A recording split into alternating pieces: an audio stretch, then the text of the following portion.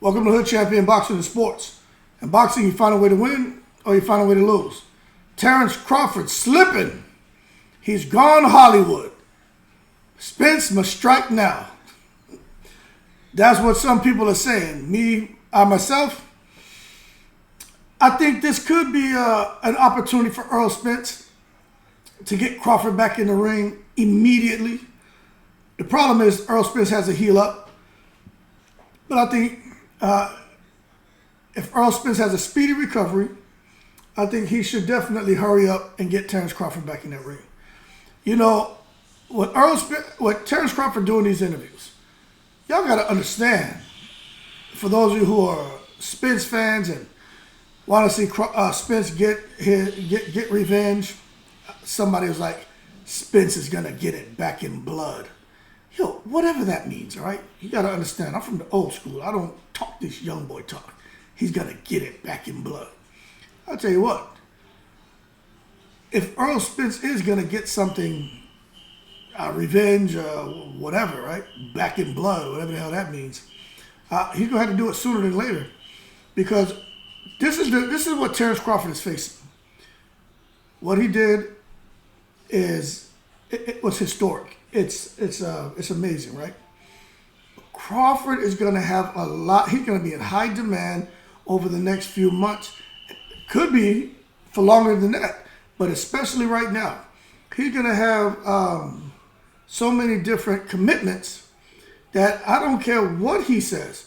It's going to be hard to train, hard to stay in the gym, hard to juggle family life, because once you achieve what Crawford's achieved, you know, maybe, we know Crawford's stubborn, so maybe he's the kind of person who would turn down interviews, turn down opportunities to go on late night talk shows, turn down opportunities to travel across the world and to just discuss his one-sided victory over Earl Spence.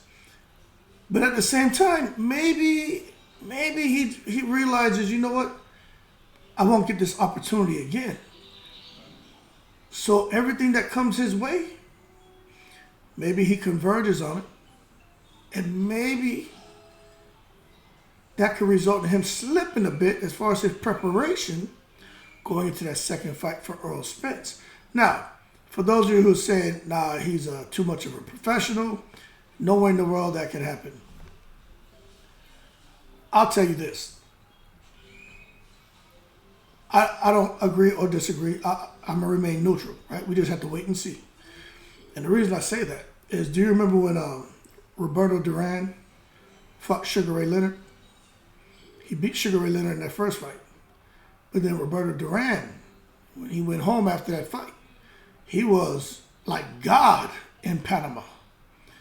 Everywhere this man went, they were putting that steak, onions, a little rice, habichuela, take a little drink. Roberto Duran was slipping. And then Sugar Ray Leonard got word of Duran and just how he's partying, celebrating, you know, a lot of different commitments because he had beat basically the golden boy, Sugar Ray Leonard. And he ended up getting back in the ring, wasn't as prepared, and we saw what happened in that fight. And Sugar Ray Leonard said he knew that Duran was basically back home still celebrating and had kind of shifted focus. And he knew that it was the best thing to do was get him back in that ring as soon as possible because he wasn't going to be in shape. Now, I'm not saying Terence Crawford is going to be an extreme case. Crawford's not that guy. But when you have all these commitments, it's the same. The situation is the same. You know, not being able to say no and turn away from people, friends, or, you know, these different opportunities. You know, it's hard because you want to enjoy the fruits of your labor. You know, you want the world to see who you are, especially a guy like Crawford, man. Just listening to him. Matter of fact, we're in this era. And for those of you who follow boxing, some people don't follow it like they say they do. They don't remember Crawford when he first started fighting on Top Rank, and how Bob Arum was talking about him. I remember the first time I seen him, I was like, you know, he just looked like this simple guy, but he was in the ring and and handling business. Matter of fact, it was the damn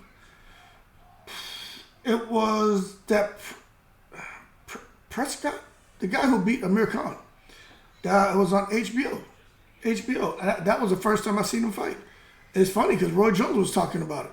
I was overseas at the time, and I just remember I was like, "Who is this lanky, dark-skinned cat?" You know what I'm saying? And how Bob Arum was talking about him. But then you fast forward to where we are now. It's like, okay, now I understand what Bob Arum was talking about when it comes to Terence Crawford and what obviously Bob Arum saw. What we know Potato Head Tim Bradley, man. He's always championed Terence Crawford's name. But the bottom line for Earl Spence, man, this is an opportunity.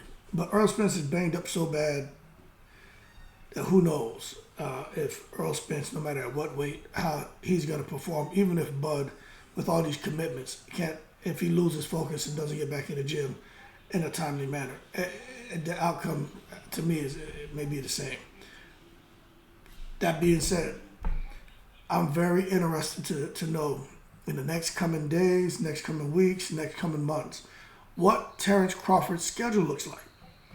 Because for those of you out there who are saying Crawford is back in the gym and Crawford would never let that happen, let me tell you something. Put yourself in his shoes, right? And I'm going to tell you this from experience. You get an opportunity to do something, right? Like for me, it was delivering a couple of briefings, right? So I was handpicked to do these briefings. And after I learned about them, they're like, hey, look, we want you to do it. You're going to be available. I'm like, yeah, sure, I'll do it, But then it went from a couple of briefings to now, they wanted me to travel around and do these damn briefings. And I'm like, hey, that wasn't what for me, it was like, that wasn't what we discussed. But at the same time, I felt like, you know what, I need to, I may not get this opportunity again. So what ended up happening is I did most of them. But I started trying to say, okay, well, what I can manage my time if I go and I travel here and I do this briefing, then I'll have time to go to the gym after, then I can get back and my kids have this and then I can do that. And let me tell you something. It gets to a point to where it's not enough time in the day. And you're human. You get tired, man. So like with Terence Crawford, right, just me and my schedule, it became impossible to fit everything into the day that I was trying to do. Otherwise, I would have never slept. So some things got sacrificed, and I had to make a choice. So when I came back, like the next quarter, they were planning the next quarter of briefings, and what I did is I acted like I was developing some people underneath me. And what I did was I put some guys underneath me. I put them on a couple of those briefings. So basically, it didn't make me look like I was just trying to get out of the briefings, which I wasn't. I was about to miss out stuff for my kids, man. It's like, nah, I'm not doing that. So I got other people to take those spots. And they got developed and I got praised for it. But that's really was the hustle. It's like, okay, I can't just tell them, hey, we're no longer committed. I'm not gonna do it. I said, no, we're gonna keep doing it, but I want to develop some of my people. With Terence Crawford in his situation, he doesn't have somebody who can go sit in his place and interview. You know what I mean? And he has a busy schedule. He's got these interviews. He's got to train. He's got his kids, and whatever else he has going on at that gym. He has a whole lot going on. So that being said, man, for Terence Crawford, we're going to see how the next coming months look. But I think, man, if Earl Spence didn't get banged up the way he did, and he can get Crawford back in that ring sooner, and if they can do that rematch at 154, that's the only way I think Earl Spence really has a chance. I just don't think that Earl Spence can beat Terence Crawford. I just don't when you look at the styles. But with this new commitment that Terence Crawford has with all these interviews, and the man's in Hollywood, this man's all over the place. that's a good thing. It's positive, man, and I support him. I'm rooting for him. But I also recognize that, man, Spence got to strike now if he's going to get him. You got to get him while he's out here in high demand and could be losing a little bit of focus. And it's time to get him. But that being said, you leave your comments below. Hearing these people out here kind of trying to create this narrative and run with it, that Crawford's losing focus. I don't think he's losing focus, but I do think it's going to be hard to tell people no when they want you on their show, they want to interview you, they want to talk to you, they want to talk about you. He gets an opportunity to expand his brand, expand his profile, grow his platform and do all these things all over the world. And I think he should. But at some point, like myself, you gotta take a knee and say, okay, I've done more than enough, but I need to shift focus back on the areas that matter most. And for Crawford is being ready for that rematch with Spence, because Spence is going to be coming at him. Even though I think Crawford wins, I just think Earl Spence needs to. My son has his video game. He's downstairs, right? And he's got this thing blasting. Hold on one second. Hey, Khalil, I'm doing a video. Turn that down. Turn it down, boy.